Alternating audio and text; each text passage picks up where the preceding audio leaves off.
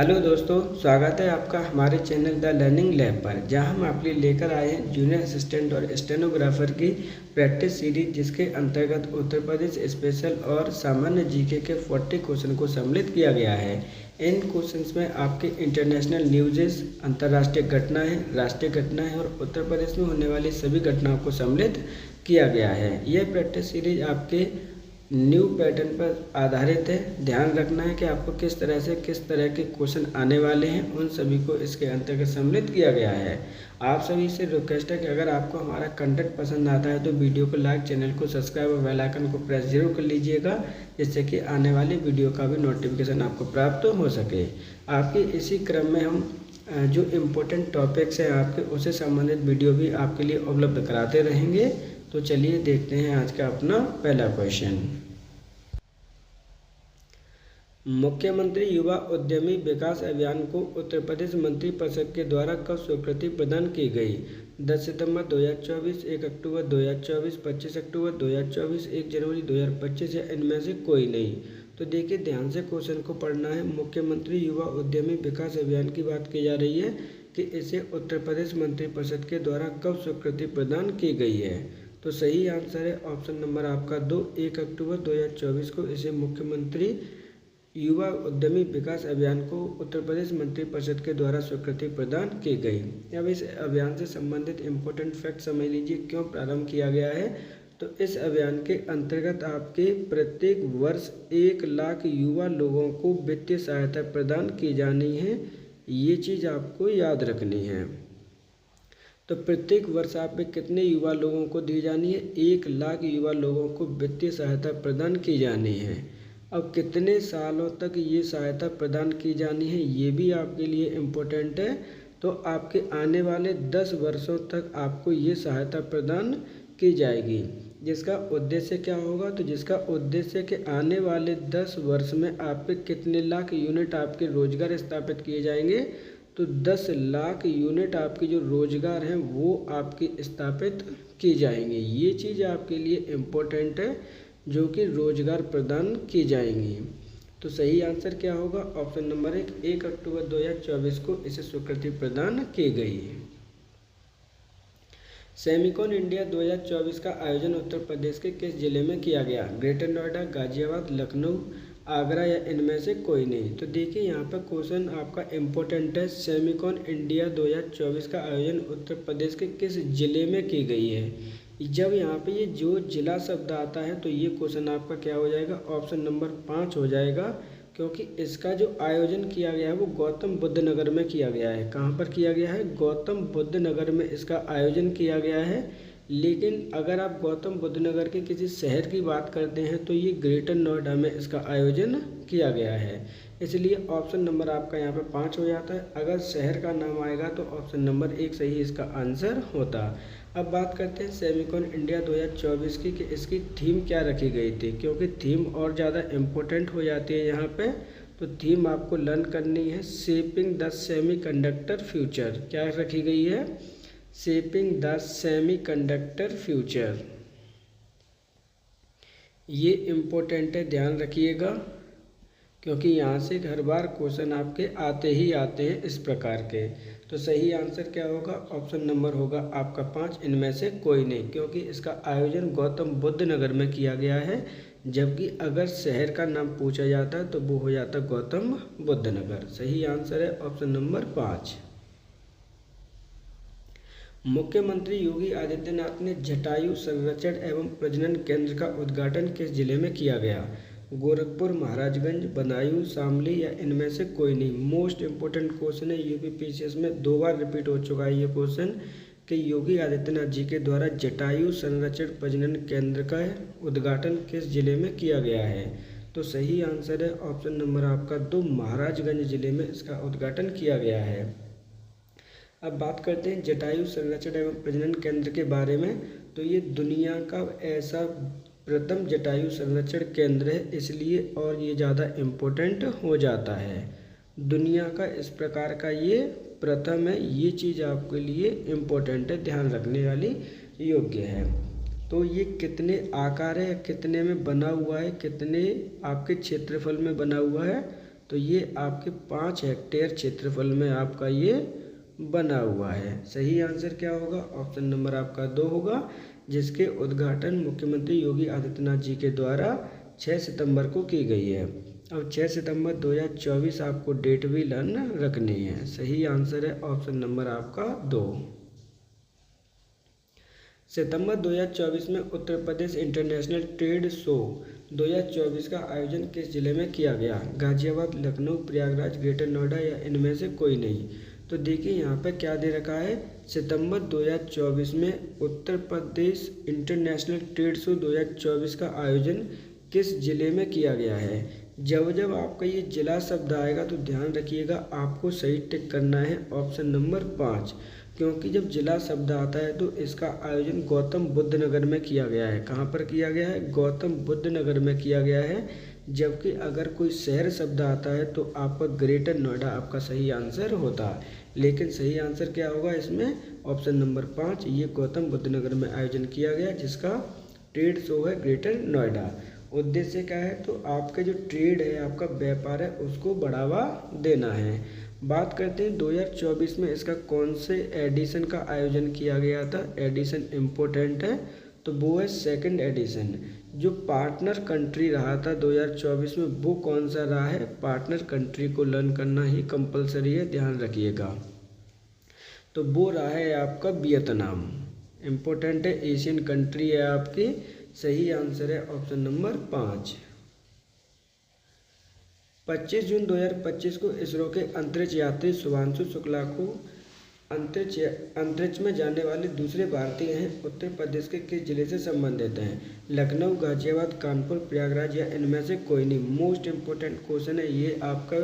TRE 3 जो BPSC का exam हुआ था टीचिंग का, उसमें ये क्वेश्चन पूछा गया था कि 25 जून 2025 को शुभांशु शुक्ला, जो शुभांशु शुक्ला हैं वो दूसरे भारतीय बने हैं अंतरिक्ष में जाने वाले। उनका संबंध उत्तर प्रदेश के किस जिले से है? ये क्वेश्चन इसलिए इम्पोर्टेंट है। तो सही आंसर है ऑप्शन नंबर आपका 1, ये लखनऊ जिले से बिलोंग करते हैं। नवंबर 2024 में उत्तर प्रदेश के किस जिले में स्थित कारगिल क्षेत्र के बागा सोनेगा में MiG-29, यहाँ पर आपका MIG कर लीजिएगा, MiG-29 विमान दुर्घटनाग्रस्त हो गया था। आगरा, मथुरा, गाजियाबाद, अलीगढ़ या इनमें से कोई नहीं। तो देखिए यहाँ पे क्या बोला गया, किस जिले का कौन सा क्षेत्र है? कागरोल क्षेत्र के गांव बागा सोनेगा में कौन सा दुर्घटना घटित हुई है? MiG-29 विमान दुर्घटनाग्रस्त हो गया था। ये कहाँ पर है? तो सही आंसर है ऑप्शन नंबर 1, ये आगरा में दुर्घटनाग्रस्त हुआ था नवंबर 2024 में। सही आंसर क्या होगा? Option number 1। मोतीलाल नेहरू बाल संग्रहालय कहाँ स्थित है? आगरा, लखनऊ, प्रयागराज, वाराणसी या इनमें से कोई नहीं।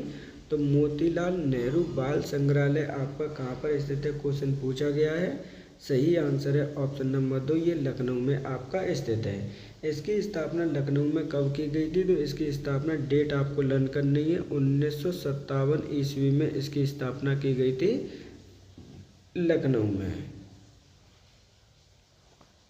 लाल मिट्टी कहाँ पाई जाती है? आगरा, मथुरा, एटा, मैनपुरी, मिर्जापुर, झांसी, सीतापुर, बाराबंकी या इनमें से कोई नहीं। तो देखिए यहाँ पर डायरेक्टली क्वेश्चन आपसे पूछा गया है कि आपकी जो लाल मिट्टी है वो कहाँ पर आपकी पाई जाती है। तो सही आंसर है उत्तर प्रदेश के मिर्जापुर और जो झांसी वाला क्षेत्र है उसमें लाल मिट्टी आपकी पाई जाती है। सही आंसर है ऑप्शन नंबर आपका 3। निम्नलिखित में से कौन आपका सम्मिलित नहीं है? गोविंद साहब मेला, आजमगढ़, कैलाश मेला, आगरा, सैयद सालार मेला, बहिराज, शाकुंभरी देवी मेला, मेरठ या इनमें से कोई नहीं। तो देखिए क्वेश्चन में आपसे पूछा गया है कि कौन सा आपका सम्मिलित नहीं है। तो सही होगा ऑप्शन नंबर 4, शाकुंभरी देवा मेरठ, क्योंकि ये मेरठ में नहीं लगता, ध्यान रखना है। ये कहाँ पे होता है? तो ये होता है आपके सहारनपुर में। ये चीज़ आपको लर्न रखनी है, इम्पोर्टेंट क्वेश्चन है, ध्यान रखिएगा। इस मेले का जो आयोजन है वो सहारनपुर में किया जाता है। सही आंसर है ऑप्शन नंबर आपका 4। उत्तर प्रदेश का एकमात्र मुक्त विश्वविद्यालय किस नाम से जाना जाता है? वीर बहादुर सिंह मुक्त विश्वविद्यालय, राम मनोहर लोहिया मुक्त विश्वविद्यालय, राजऋषि पुरुषोत्तम दास टंडन मुक्त विश्वविद्यालय, दीनदयाल उपाध्याय मुक्त विश्वविद्यालय, या इनमें से कोई नहीं। तो देखिए यहाँ पे उत्तर प्रदेश का एकमात्र मुक्त विश्वविद्यालय जिसे किस नाम से जाना जाता है, क्वेश्चन में पूछा गया है। तो सही आंसर है ऑप्शन नंबर आपका 3, राजऋषि पुरुषोत्तम दास टंडन मुक्त विश्वविद्यालय के नाम से जाना जाता है। अब बात करते हैं ये कहाँ पर स्थित है। तो ये आपका जब इसकी स्थापना हुई थी उस समय इलाहाबाद नाम था, लेकिन वर्तमान में ये आपका है प्रयागराज में। ध्यान रखिएगा, इम्पोर्टेंट क्वेश्चन है। इसकी स्थापना कब हुई है? तो इसकी स्थापना हुई है आपके 1999 ईस्वी में, प्रयागराज में स्थित है। सही आंसर है ऑप्शन नंबर आपका 3। भारत के निम्नलिखित में से किन राज्यों में थारू जनजाति निवास करती है? बिहार और मध्य प्रदेश, झारखंड और मध्य प्रदेश, छत्तीसगढ़ और हिमाचल प्रदेश, उत्तराखंड और उत्तर प्रदेश, या इनमें से कोई नहीं। तो देखिए किन राज्यों में आपकी थारू जनजाति निवास करती है या निवास कर रही है। सही आंसर है ऑप्शन नंबर 4, उत्तराखंड और उत्तर प्रदेश राज्य में ये निवास करती है। अब बात करते हैं थारू जनजाति के बारे में। ध्यान रखिएगा, ये जो जनजाति है वो दीपावली को, जो हम दीपावली मनाते हैं उसको एक खुशियों का त्यौहार है, लेकिन ये जो मनाती है वो इसे दुख के कारण मनाती है, यानी शोरों प्रकट करते हैं, दुख प्रकट करते हैं दीपावली के त्यौहार पर। सही आंसर है ऑप्शन नंबर आपका 4। उत्तर प्रदेश में कंप्यूटर एडेड डिजाइन परियोजना का केंद्र कहाँ स्थित है? आगरा, कानपुर, प्रयागराज, लखनऊ, या इनमें से कोई नहीं। तो देखिए यहाँ पे क्या बोला जा रहा है कि उत्तर प्रदेश में कंप्यूटर एडेड डिजाइन परियोजना का सेंटर कहाँ पर आपका स्थित है। सही आंसर है ऑप्शन नंबर 4, ये लखनऊ में आपका स्थित है। कंप्यूटर एडेड डिजाइन को हम कैड नाम से भी जानते हैं, ये चीज़ भी आपको याद रखनी है।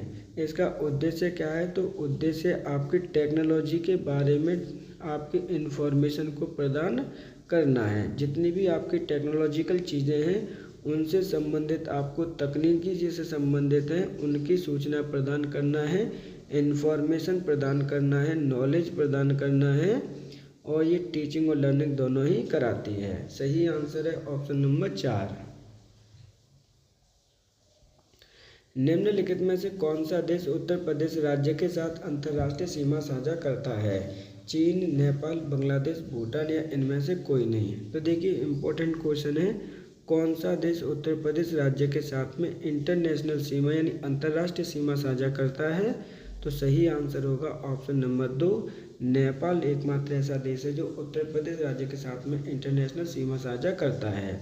अब उत्तर प्रदेश के कितने ज़िले इसके साथ में सीमा साझा करते हैं? तो टोटल आपके 7 ज़िले सीमा साझा करते हैं, ध्यान रखना है। अब ये जो नेपाल है उत्तर प्रदेश के कौन से दिशा में है? तो ये आपके उत्तर दिशा में है, ये चीज़ भी आपको लर्न रहनी चाहिए, ध्यान रखिएगा। सही आंसर है ऑप्शन नंबर आपका 2। उत्तर प्रदेश एवं बिहार का बारिश के मौसम का एक लोकप्रिय मनोरंजन क्या है? झूला, बिरहा, रसिया, स्वांग, या इनमें से कोई नहीं। तो देखिए यहाँ पे क्या बोला गया है कि जो उत्तर प्रदेश और बिहार में जो आपके पड़ोसी राज्य हैं दोनों ही, उनमें बारिश के मौसम में एक लोकप्रिय मनोरंजन क्या होता है, ये क्वेश्चन आपसे डायरेक्टली पूछा गया है। तो सही आंसर है ऑप्शन नंबर आपका 1, झूला। क्या है आपका? झूला, जो आपके सावन के महीने में झूला जाता है, जैसे आपके कदम कदम के ताल पर आपके ऐसे झूले गाए जाते हैं, और जो आपके पेड़ होते हैं उन पर आपका झूला बनाया जाता है, और उसमें कुछ महिलाएं आपस में एक दूसरे को झुलाती हैं। सही आंसर है ऑप्शन नंबर आपका यहाँ पर 1, झूला। निम्नलिखित में से कौन सा जिला मध्य प्रदेश के साथ सीमा साझा करता है? मथुरा, आगरा, कानपुर, अलीगढ़, या इनमें से कोई नहीं। तो देखिए यहाँ पे कौन सा जिला है उत्तर प्रदेश का जो मध्य प्रदेश के साथ में सीमा साझा करता है? तो सही आंसर है ऑप्शन नंबर 2, आगरा जो जिला है मध्य प्रदेश के साथ में आपकी सीमा साझा करता है। अब बात करते हैं कि उत्तर प्रदेश के साथ में कौन कौन से जो राज्य हैं वो सीमा साझा करते हैं, क्योंकि यहाँ से क्वेश्चन काफ़ी टाइम आपके पूछे जाते हैं। तो देखिए यहाँ पे एक रफली चित्र बना ले रहा हूँ उत्तर प्रदेश का, जिससे कि आप इजीली समझ पाएँ।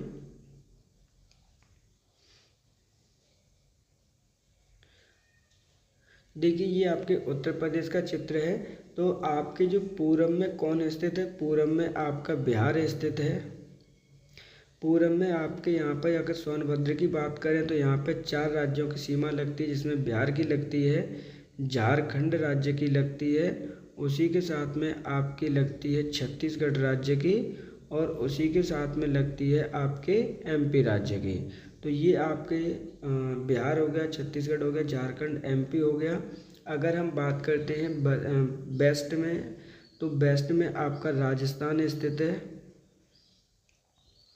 वहीं आपका हरियाणा भी वेस्ट में ही स्थित है आपके, और एक केंद्र शासित प्रदेश है जिसे हम दिल्ली के नाम से भी जानते हैं। वहीं अगर हम ऊपर की बात करते हैं यहाँ पे, तो ये आपका यहाँ पर स्थित है हिमाचल प्रदेश है, और यहाँ पर आपका ये नेपाल की बॉर्डर की सीमा साझा करती है। तो ये चीज़ें आपकी छोटी छोटी चीज़ें हैं जो आपको लर्न करनी है। ध्यान रखिएगा, इम्पोर्टेंट क्वेश्चन है। सही आंसर होगा ऑप्शन नंबर 2 आगरा। उत्तर प्रदेश के पहले मुख्यमंत्री गोविंद वल्लभ पंत को किस वर्ष भारत रत्न से सम्मानित किया गया था? 1955, 1957, 1960, 1961 या इनमें से कोई नहीं। तो देखिए, उत्तर प्रदेश के पहले मुख्यमंत्री आप इजीली आइडेंटिफाई कर पाएंगे कि उत्तर प्रदेश का पहला मुख्यमंत्री कौन था? गोविंद वल्लभ पंत थे। इन्हें किस वर्ष आपका भारत रत्न से सम्मानित किया गया था, ये क्वेश्चन आपसे पूछा गया है। तो सही आंसर है ऑप्शन नंबर आपका 2, 1957 ईस्वी में इन्हें भारत रत्न दिया गया था। अब बात कर लेते हैं भारत रत्न की, कि भारत रत्न जो क्या होता है। तो भारत रत्न अपने भारत का सबसे बड़ा आपका सिविलियन यानी नागरिक अवार्ड है। आपका क्या है? सबसे बड़ा नागरिक पुरस्कार है भारत का। इसकी शुरुआत कब की गई थी? तो इसकी शुरुआत की गई थी आपके 1954 ईस्वी में। 1954 ईस्वी में टोटल कितने लोगों को दिया गया था स्टार्टिंग में? तो 3 लोगों को स्टार्टिंग में दिया गया था। ये चीज़ भी आपको लर्न करनी है। अगर आपको भारत रत्न से संबंधित आपको वीडियो देखना है तो ऑलरेडी चैनल पर उपलब्ध है, जिसमें इम्पोर्टेंट फैक्ट भी इंक्लूड किए गए हैं। कितने लोगों को दिया जा चुका है, कौन कौन से लेटेस्ट दिए गए हैं, उन सभी को सम्मिलित इसमें किया गया है। तो सही आंसर है ऑप्शन यहाँ पे 2, 1957 ईस्वी में गोविंद वल्लभ पंत को भारत रत्न से सम्मानित किया गया। उत्तर प्रदेश पंचायती राज अधिनियम 1947 के अनुसार ग्राम सभा की अध्यक्षता कौन करता है? सचिव, लेखपाल, प्रधान, वार्ड सदस्य या इनमें से कोई नहीं। मोस्ट इम्पोर्टेंट क्वेश्चन है आपका। उत्तर प्रदेश पंचायती राज अधिनियम 1947 के अनुसार ग्राम सभा की अध्यक्षता कौन करता है? तो सही आंसर है ऑप्शन नंबर 3, प्रधान के द्वारा इसकी अध्यक्षता की जाती है।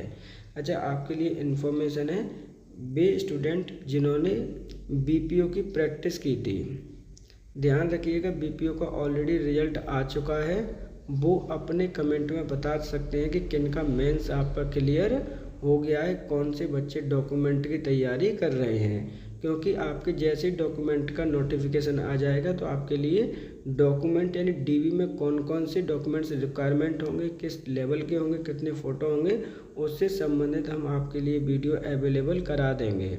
क्योंकि आपकी बीपीओ की बहुत ही ज़्यादा हमने अच्छे से प्रैक्टिस की थी, ऑलरेडी कई बच्चों का क्लियर हो चुका है, जिसमें से आपके जो कंटेंट राइटर थे, आपको कंटेंट आपको प्रोवाइड कराया गया था जिन टीचर ने, उनका भी बीपीओ का मेंस क्लियर हो गया है। इसलिए आपसे रिक्वेस्ट है कि आप जो बच्चे भी हमसे तैयारी कर चुके हैं वो अपने कमेंट बॉक्स में दे सकते हैं आंसर कि सर मेरा क्लियर हो गया है, जिससे कि हम डीवी का एक वीडियो आपके लिए उपलब्ध करा सकें। चलिए आगे बढ़ते हैं।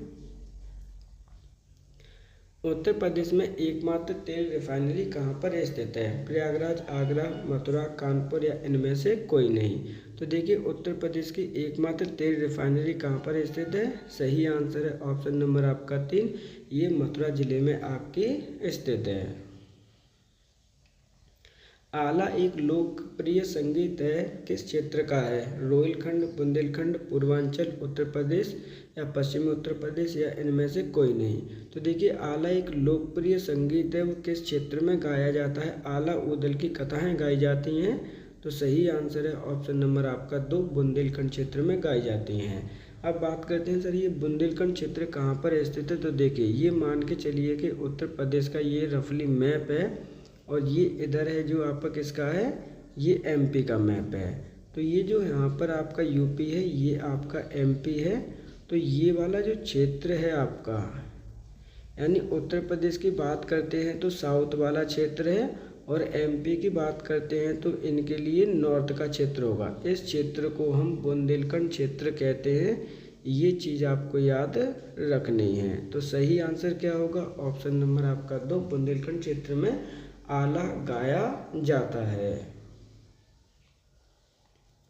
गुलाबी गैंग आंदोलन का संस्थापक कौन है? जय तिवारी, कमला वसीम, संपत पाल, वंदना सेवा या इनमें से कोई नहीं। तो देखिए यहाँ पे गुलाबी गैंग की बात की जा रही है कि इसका संस्थापक कौन है। तो सही आंसर है ऑप्शन नंबर 3, संपत पाल गुलाबी गैंग आंदोलन के संस्थापक हैं। अब ये जो संपत पाल है वो कहाँ से बिलोंग करते हैं? तो उत्तर प्रदेश से बिलोंग करते हैं। उत्तर प्रदेश का एक जिला है आपका बांदा, बांदा जिले से ये आपके बिलोंग करते हैं। इस प्रकार जो सही आंसर होगा वो होगा ऑप्शन नंबर 3, संपत पाल गुलाबी गैंग की संस्थापक हैं आपके। निम्नलिखित में से कौन से जिले की सीमा हरियाणा के साथ में लगती है?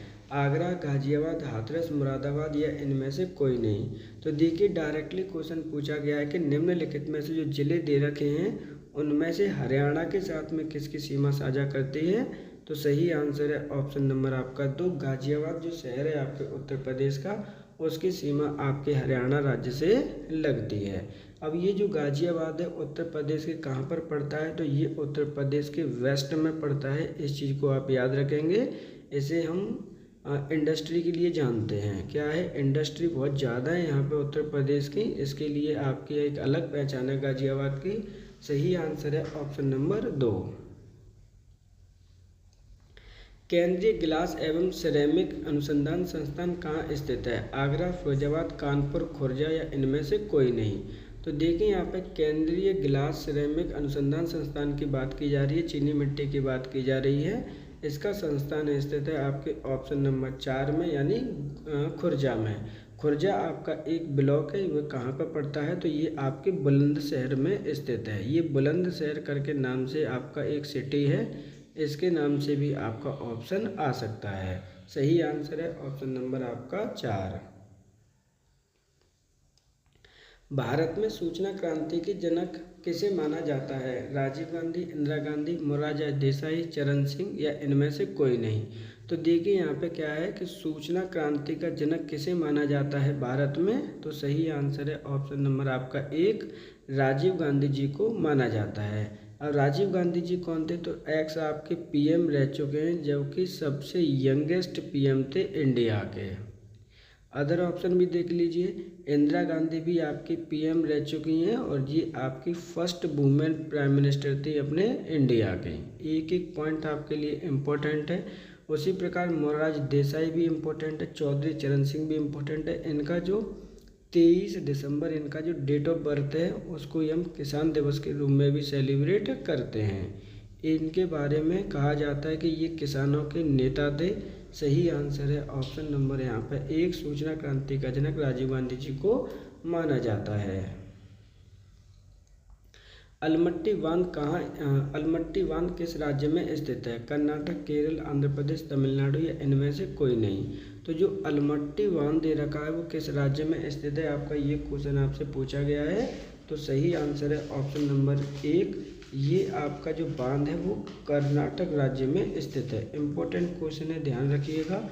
यहाँ से क्वेश्चन पहले भी कई बार पूछे गए हैं। कहाँ स्थित है? तो ये कर्नाटक राज्य में स्थित है। अब बात करते हैं जो अलमट्टी बांध है वो चर्चा में क्यों बना हुआ है? चर्चा में इसलिए बना हुआ है क्योंकि इसकी जो हाइट है उसे इंक्रीज करने का निर्णय लिया गया है। अब इंक्रीज करना, अब वर्तमान में हाइट कितनी है? तो वर्तमान में इसकी जो हाइट है वो 519.60 मीटर है, जिसे बढ़ाने का कितना निर्णय लिया गया है? तो इसे 524.256 मीटर करने का निर्णय लिया गया, यानी इसकी हाइट इंक्रीज करने का निर्णय लिया गया है। वर्तमान में इसकी जो क्षमता है वो 173 टीएमसी वाटर को एब्जॉर्ब करने की है, यानी वाटर को रिसीव कर सकती है। लेकिन फ्यूचर में कितनी हो जाएगी? तो ये 300 टीएमसी हो जाएगी। ये चीज़ आपको लर्न करनी है। तो इसलिए ये चर्चा में आपका बना हुआ है। बात करते हैं ये कौन सी नदी पर स्थित है, तो ये आपका कृष्णा नदी पर आपका स्थित है। सही आंसर क्या होगा, ऑप्शन नंबर 1 होगा, ये केरल राज्य में स्थित है। विश्व पर्यटन दिवस प्रत्येक वर्ष कब मनाते हैं, 25 सितंबर, 27 सितंबर, 29 सितंबर, 23 सितंबर या इनमें से कोई नहीं। तो देखिए विश्व पर्यटन दिवस प्रत्येक वर्ष कब सेलिब्रेट किया जाता है, क्वेश्चन में आपका पूछा गया है। सही आंसर है ऑप्शन नंबर 2, प्रत्येक 27 सितंबर को विश्व पर्यटन दिवस मनाया जाता है। बात करते हैं कि 2025 में इसकी थीम क्या है। इम्पोर्टेंट थीम हमेशा रहती है आपकी, तो थीम है आपकी टूरिज्म एंड सस्टेनेबल ट्रांसफॉर्मेशन। देखिए यहाँ पे ये जो दे रखा है कि टूरिज्म भी बढ़ाना है, लेकिन हमें किस तरीके से बढ़ाना है, सस्टेनेबल तरीके से बढ़ाना है, जिससे कि हमें कोई भी नुकसान, पर्यावरण को नुकसान भी ना हो। ये जो ट्रांसफॉर्मेशन, सही आंसर क्या है, ऑप्शन नंबर आपका 2 होगा। 27 सितंबर को विश्व पर्यटन दिवस हम सेलिब्रेट करते हैं। बेतला नेशनल पार्क निम्नलिखित में से किस राज्य में स्थित है, मध्य प्रदेश, झारखंड, उड़ीसा, उत्तर प्रदेश या इनमें से कोई नहीं। तो देखिए इम्पोर्टेंट क्वेश्चन है बेतला नेशनल पार्क। अब बेतला नेशनल पार्क हाल ही में चर्चा में क्यों बना है वो भी समझ लीजिए। पहले आंसर देख लेते हैं। बेतला नेशनल पार्क जो स्थित है आपका वो है ऑप्शन नंबर 2, झारखंड राज्य में स्थित है। अब ये जो भारत का पहला AI सक्षम नेचर एक्सपीरियंस सेंटर इसमें बनाया जा रहा है, यानी इसमें किसका एक्सपेरिमेंट किया जा रहा है, तो आर्टिफिशियल इंटेलिजेंस का यहाँ पर आपको आधारित करते हुए इसमें एक्सपीरियंस किया जा रहा है या एक्सपेरिमेंट किया जा रहा है, इसलिए ये चर्चा में आपका बना हुआ है। बेतला नेशनल पार्क झारखंड राज्य में आपका स्थित है। कितने एरिया में स्थित है ये भी देख लीजिए। तो ये 226 किलो स्क्वायर मीटर में ये स्थित है। स्थापना कब हुई थी, तो 1974 ईस्वी में इसकी स्थापना हुई है। सही आंसर है ऑप्शन नंबर आपका 2। Doctor APJ Abdul Kalam science city किस राज्य में बनाई जा रही है, उत्तर प्रदेश, झारखंड, बिहार, उड़ीसा या इनमें से कोई नहीं। तो देखिए doctor APJ Abdul Kalam science city का जो उद्घाटन किया गया है किस राज्य में किया गया है, सही आंसर है ऑप्शन नंबर आपका 3, ये बिहार राज्य में बनाई जा रही है। बात करते हैं इसका उद्घाटन किसके द्वारा किया गया है, तो बिहार के ही जो मुख्यमंत्री हैं आपके नीतीश कुमार जी के द्वारा इसका उद्घाटन किया गया है। ये चीज़ भी आपको याद रखनी है। अब ये जो बिहार है उसके किस ज़िले में उद्घाटन किया गया है ये इम्पोर्टेंट है। तो ये आपका उद्घाटन किया गया है पटना ज़िले में। पटना वहाँ की राजधानी भी है, ये चीज़ भी आपको याद रखनी है। सही आंसर है option number 3। Asian development bank स्थापना किस वर्ष हुई थी, या फिर हम इसे कह सकते हैं एशिया विकास बैंक की स्थापना किस वर्ष हुई थी, 19 दिसंबर 1966, 19 दिसंबर 1965, 15 दिसंबर 1966, 10 दिसंबर 1970 या इनमें से कोई नहीं। तो इस बैंक की स्थापना किस वर्ष हुई है, ये क्वेश्चन आपका इम्पोर्टेंट है, ध्यान रखिएगा। सही आंसर है 19 दिसंबर 1966 ईस्वी को इसकी स्थापना हुई है। अब बात करते हैं इसके हेडक्वार्टर की। तो हेडक्वार्टर कहाँ पर है, तो हेडक्वार्टर इसका मनीला में है। और मनीला कहाँ पर स्थित है, तो ये आपके फिलीपींस देश में आपका स्थित है मनीला। एक एक पॉइंट इम्पोर्टेंट है, ध्यान रखिएगा। टोटल मेंबर वर्तमान में इसके कितने हैं, तो टोटल मेंबर हैं आपके वर्तमान में 69 हैं। आपके जो अध्यक्ष है यानी हेड है इसके वो कौन है, क्योंकि यहाँ से क्वेश्चन किसी भी तरीके से बन सकता है। मसाटा कांडा, इनको लर्न करना कंपलसरी है, ध्यान रखिएगा। तो सही आंसर क्या होगा, ऑप्शन नंबर आपका 1 होगा। 19 दिसंबर 1966 को इसकी स्थापना हुई है। अंतर्राष्ट्रीय आपराधिक न्यायालय का मुख्यालय कहाँ पर स्थित है, नीदरलैंड, फिनलैंड, स्वीडन, जर्मनी, उपरोक्त में से कोई नहीं। तो देखिए अंतर्राष्ट्रीय आपराधिक न्यायालय हाल ही में चर्चा में बना हुआ था। इसका मुख्यालय कहाँ पर स्थित है, सही आंसर है ऑप्शन नंबर 1, नीदरलैंड में इसका मुख्यालय स्थित है। अब नीदरलैंड में भी एक शहर है जिसका नाम है द हेग। ये इस नाम से बहुत बार क्वेश्चन आपका आ चुका है। इसकी स्थापना कब हुई है, ध्यान रखिएगा। हेडक्वार्टर है आपका यहाँ पे। इसकी स्थापना कब हुई थी, तो इसकी स्थापना हुई थी आपकी 1 जुलाई 2002 को। टोटल मेंबर इसके कितने हैं वर्तमान में? तो टोटल मेंबर वर्तमान में इसके 125 हैं। हाल ही में ये जो चर्चा का विषय बना हुआ था वो इसलिए बना था क्योंकि 3 देशों ने अंतर्राष्ट्रीय आपराधिक न्यायालय से वापस लेने यानी अपनी अर्जी को वापस लेना या उसमें से निकलने के लिए प्रार्थना पत्र दिया था। कौन कौन से थे वो 3? तो वो था, उनमें एक था माली, दूसरा है आपका नाइजर और तीसरा है आपका बुर्किना फासो। इन तीनों ने फैसला किया है कि हम अंतर्राष्ट्रीय आपराधिक न्यायालय से अपने आप को बाहर निकालते हैं। तो अब ये मेंबर नहीं रहेंगे, इसलिए ये चर्चा में बना हुआ था। सही आंसर है ऑप्शन नंबर आपका 1 नीदरलैंड।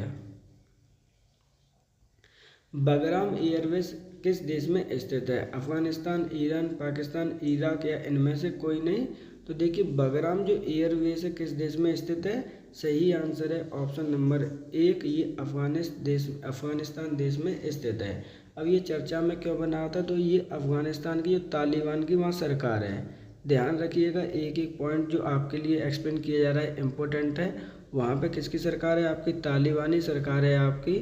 उनसे यूएसए वाले हैं जो ट्रम्प जी हैं, उन्होंने ये एयरवेज को मांगा था अपने यूज के लिए, जबकि अफ़गानिस्तान सरकार ने डायरेक्टली क्या कर दिया? मना कर दिया कि हम इसको आपके हवाले नहीं करेंगे। इसलिए ये आपका अभी चर्चा में बना हुआ था। बात करते हैं अफ़गानिस्तान की राजधानी की, तो राजधानी आपकी काबुल है, ये चीज़ आपको याद रखनी है।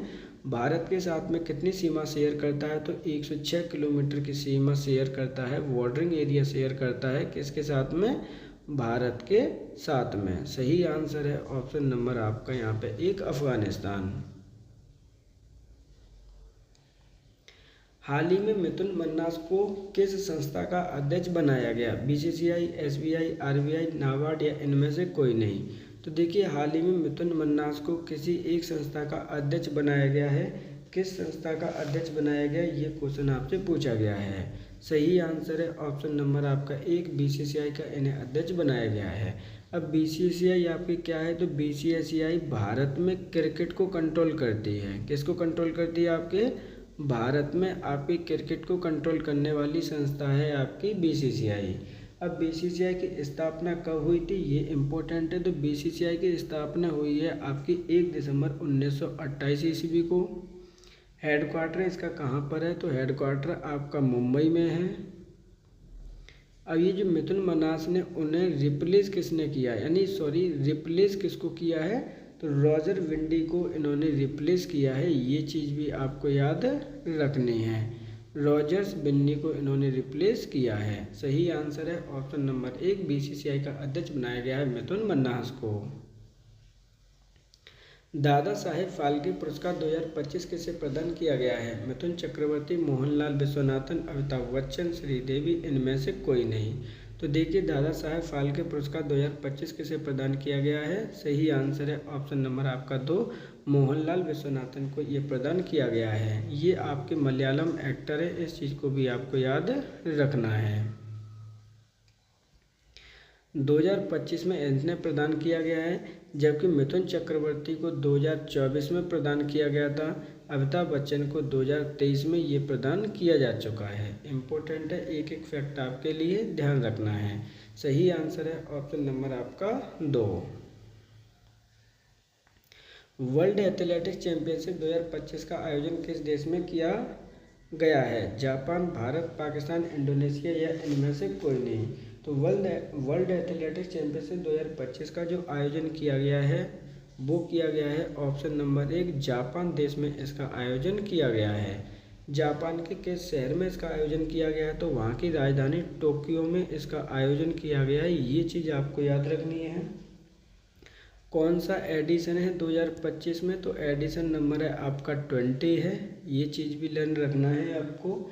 भागीदारी कितने देशों ने की है? तो 198 कंट्री ने इसके अंतर्गत भागीदारी की है, ये मोस्ट इम्पोर्टेंट फैक्ट है आपके लिए।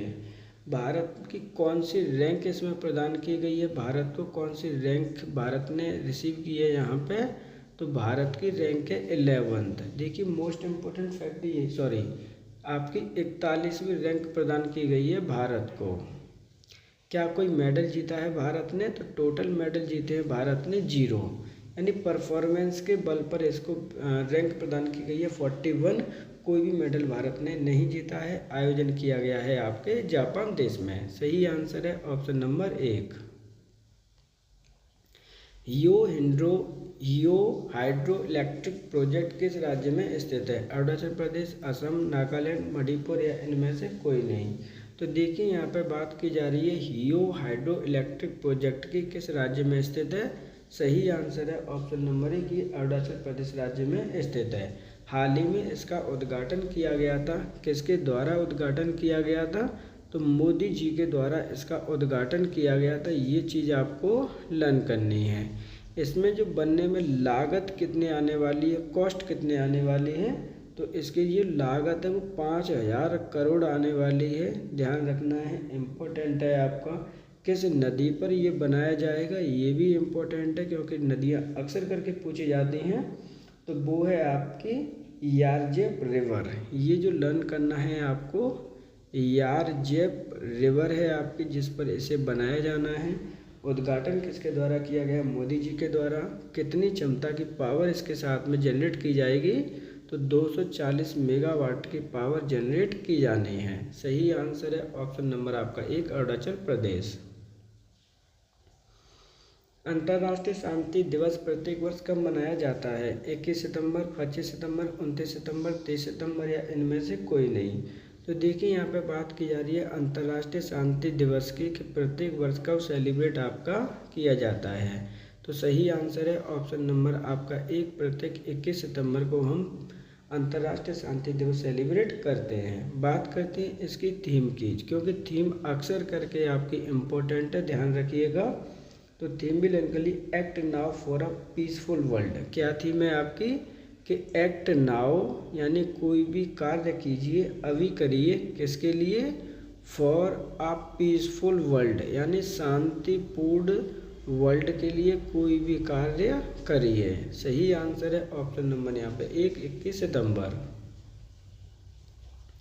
एंडीज पर्वत श्रृंखला किस महाद्वीप में स्थित है? अफ्रीका, एशिया, यूरोप, दक्षिणी अमेरिका या इनमें से कोई नहीं। तो देखिए एंडीज पर्वतमाला दुनिया की सबसे लंबी पर्वतमाला है, जो कि स्थित है आपके ऑप्शन नंबर 4 में दक्षिण अमेरिका में। यानी दुनिया की सबसे लॉन्गेस्ट पर्वत श्रृंखला है। इस चीज़ को आपको याद रखना है।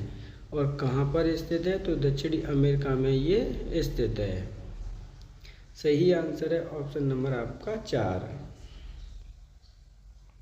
बाजार नियंत्रण प्रणाली किसके द्वारा प्रारंभ की गई थी? अलाउद्दीन खिलजी, मोहम्मद बिन तुगलक, अकबर, शाहजहां या इनमें से कोई नहीं। तो बाजार नियंत्रण प्रणाली प्रारंभ किसके द्वारा की गई थी, क्वेश्चन पूछा गया है। तो सही आंसर है ऑप्शन नंबर आपका 1 अलाउद्दीन खिलजी के द्वारा इसे प्रारंभ किया गया है। अलाउद्दीन खिलजी सल्तनत काल का एक महान शासक था। ध्यान रखिएगा इसका शासनकाल कब से कब तक रहा था? तो इसका शासनकाल रहा था आपका 1296 से लेकर 1306 तक। 13 से 1600, 20 साल तक इसका शासनकाल रहा था। ध्यान रखना है, इम्पोर्टेंट फैक्ट है इसके लिए। सही आंसर क्या होगा? Option number 1 Alauddin Khilji. निम्नलिखित में से कौन सी घटना सर्वप्रथम घटित हुई थी? प्लासी का युद्ध, बक्सर का युद्ध, स्वतंत्रता संग्राम का प्रथम युद्ध, बंगाल विभाजन या इनमें से कोई नहीं। तो देखिए सबसे पहली घटना कौन सी घटित हुई थी, क्वेश्चन पूछा गया है। तो अगर आपको थोड़ा थोड़ा सा भी पता है तो आप आइडेंटिफाई कर पाएंगे, क्योंकि यहाँ पे बंगाल का विभाजन कब हुआ था? 1905 में हुआ था। स्वतंत्रता संग्राम 1857 में हुआ था। बक्सर का युद्ध 1764 में हुआ था और प्लासी का युद्ध आपका 1757 में हुआ था। तो यही पूछा गया कि पहली घटना कब घटित हुई थी। सही आंसर है ऑप्शन नंबर 1 सर्वप्रथम घटना आपकी प्लासी का युद्ध हुआ था। भारतीय राष्ट्रीय कांग्रेस की स्थापना के समय भारत का वायसराय कौन था? Lord Curzon, lord Ripon, lord Dufferin, lord Lytton या इनमें से कोई नहीं।